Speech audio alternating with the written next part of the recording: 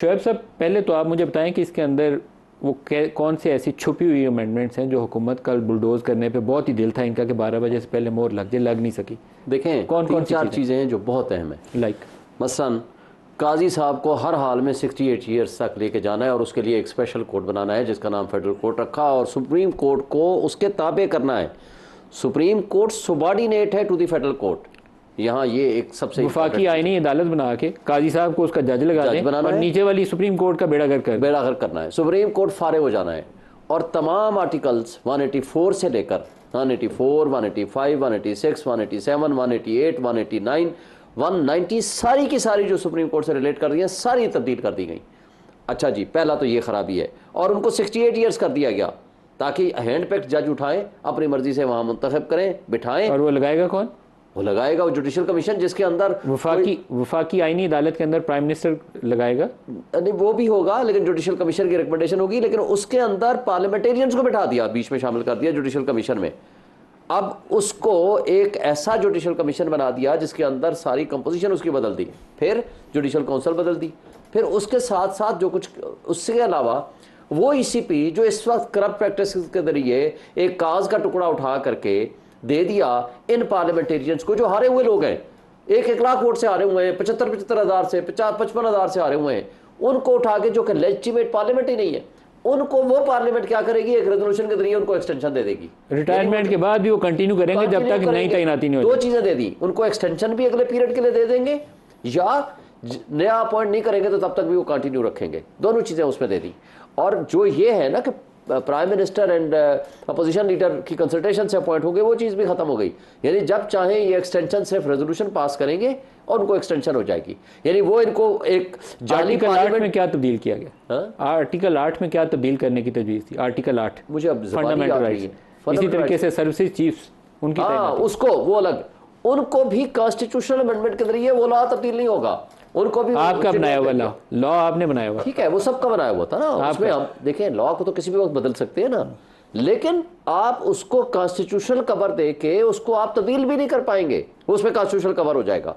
फिर उससे आगे आप जाएं, आपका कानून जजेस को था, उन्होंने कहा इसको आईनी तहफ़्फ़ुज़ ही दे दो, आइंदा से इसको छेड़े कोई आगे ट्रांसफर जो है ना भी हो तो उसको चेंज कोई भी नहीं, हिम्मत नहीं है की जरूरत क्या है। जो ट्रांसफर है, ट्रांसफर ऑफ जजेस, वो उससे ज्यादा खतरनाक है। ये जो जज पसंद ना हो उठा के फेंक दो, वहां वो जाएगा और उस हाई कोर्ट में सीनियरिटी अगर आ भी गई, वो वहां का चीफ जस्टिस नहीं बनेगा।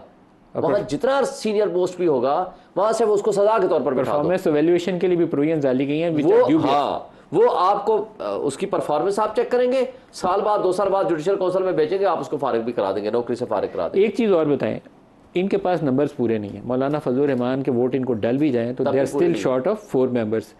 आपके 4 अरकान के मुतल्लिक आपकी पार्टी के लोग कह रहे हैं कि इन्होंने कोई बाहर से कोई बंदा था आपका, उसको कहा गया था बाहर चले जाएं, वापस बुलवा लिए। कौन कौन बाहर से वापस बुलाए? देखें, इस वक्त नाम लेके बताना है आपने। देखें, मुझे अभी ज़बानी नाम ज़्यादा याद नहीं है, 1-2 नाम याद है। 1-2 कौन से? मेरा ख्याल है कि एक तो रियाज फतियाना साहब का नाम चल रहा है, और एक चल रहा है असलम घुमन साहब का, अच्छा, एक कोई शायद उस्मान साहब का, लेकिन मैंने आज कोई खिची साहब भी है, हाँ खिची साहब का भी चल रहा है। आज मैंने रिट पिटीशन फाइल की है कि इनको डिटेन किया हुआ है ज़बरदस्ती, फोर्सफुली पंजाब हाउस में, उनको रिकवर किया जाए। आज मैंने हाईकोर्ट में, इस्लामाबाद हाईकोर्ट में रिट पिटीशन फाइल की है। उनका सगा भाई वो पटिशनर है बैरिस्टर गौर साहब के अलावा, यानी चेयरमैन पीटीआई के अलावा उनका सगा भाई पटिशनर है कि जी उनको ज़बरदस्ती डिटेन किया हुआ है, हमसे रब्ता नहीं करने दे रहे, बात ही नहीं करने दे रहे। आपके ख्याल में क्या पुश थी ऐसी कि कल रात को 12 बजे की डेडलाइन जरूर मीट करनी थी? पुश क्या थी? ये बदमाशी थी, इनके अपने पास ये मुसवदा नहीं था। मुझे बता दें, लॉ मिनिस्टर कह रहा है जी मेरे तक अब पहुंच गया है, तो कहाँ से आया? तो ज़ाहिर कहाँ से आ सकता है? आपको कहाँ से आया था जब आपने एक्सटेंशन दी थी? तो हमारी एक्सटेंशन तो वो ये सब्जेक्ट मैटर नहीं था, वो तो सारी पार्टियां बैठी। कहाँ से आया था? देखिए, वो तो बैठा ना, देखिए एक्सटेंशन तो हुई सुप्रीम कोर्ट की जजमेंट की रोशनी में कि आप लॉ बनाएंगे तो फिर आप एक्सटेंशन दे सकते हैं या नहीं दे सकते। सुप्रीम कोर्ट में आसिफ खोसा साहब उस रात कहते थे कि आइन के कौन से आर्टिकल के नीचे आपने एक्सटेंशन की, 3 सवाल हैं उसके जवाब लेकर आए। अगले दिन खोसा साहब वो तीनों अपने सवाल खुद ही भूल गए थे, उन्होंने पूछा नहीं दोबारा। चले उसके बाद कॉन्स्टिट्यूशन से दोबारा नहीं खोसा साहब, लेकिन उन्होंने 6 महीने के लिए वो उनको टाइम देकर चले गए थे, याद होगा आपको। सर, तरीका ही वो था जो शाह साहब ने कहा कि के पहले इत्तेफाक राय करते, फिर अमेंडमेंट। पिछली दफा 10 महीने के लिए बैठी सेनेटर 18वीं तरमीम के 18वीं तरमीम। असल उसमें दो बंदों का रोल बड़ा पॉजिटिव था, एक रज़ा रबानी का और एक इसहाक डार का। ये सारे लोगों को साथ लेकर चले। मैं इनके इंटरव्यूज करता था तो वो अफराज साहब खटक को भी साथ लेकर आते थे एनपी से, उसको भी खुद लाइन नहीं थे लगाते। डॉक्टर आरिफ अलवी को भी साथ लेकर आते थे, उनको भी साथ बिठाते थे। 18वीं महीने 100 आर्टिकल आपने उन्होंने काम किया, 10 से 12 महीने, और उससे ज्यादा अमेंडमेंट अब कर रहे हैं। और रात को 20 दफा आपने उनका टाइम चेंज किया। कभी रात के 3 बजे सेनेट का इजलास था और रात के 12 बजे, 12:30, 1 बजे, 2 बजे आपका नेशनल असेंबली का इजलास था।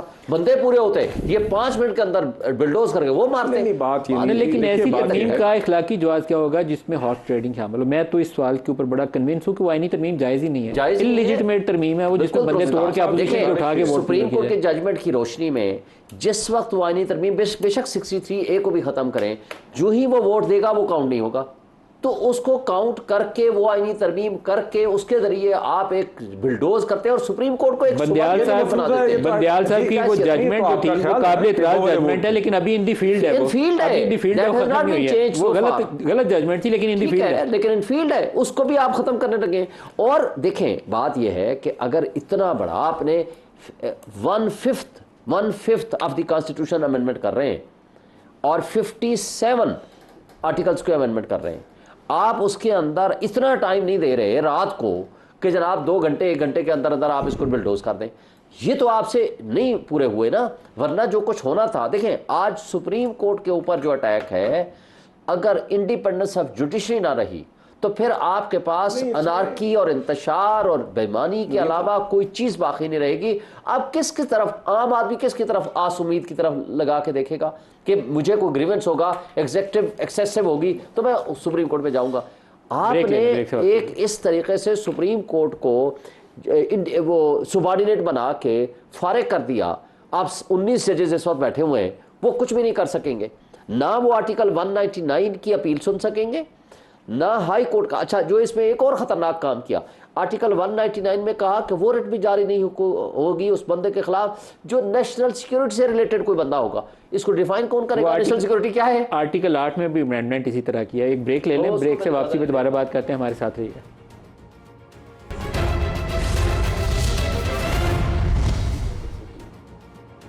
प्रोग्राम में दोबारा खुशामदीद कहते हैं। सियासी तनाज़ा जब बढ़ जाए ना तो उसका आम तौर पर हल ये होता है कि आपका जितना मर्जी बदतरीन मुखालिफ है आप पोलिटिकली इंगेज करें और हिकमत अमली से रास्ता निकालें।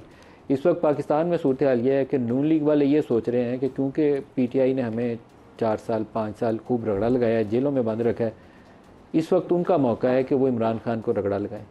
इमरान खान क्योंकि डिक्लेयर करता है सारों को चोर डाकू, तो वो सोचता है कि वो बज़ोरे ताकत आएगा और सारों को दोबारा से पकड़ेगा और एक एक करके, वो कहता था मूंछों से पकड़ के जेल में डाल दूंगा, दोबारा जेल में डाल देगा। इसका नतीजा ये है कि पाकिस्तान बैडली सफ़र कर रहा है। इस्टेब्लिशमेंट पहले भी असर्टिव थी, अब पहले से 10 गुना ज़्यादा असर्टिव है। पहले अगर हाइब्रिड रजीम था तो अब हाइब्रिड प्लस रजीम है।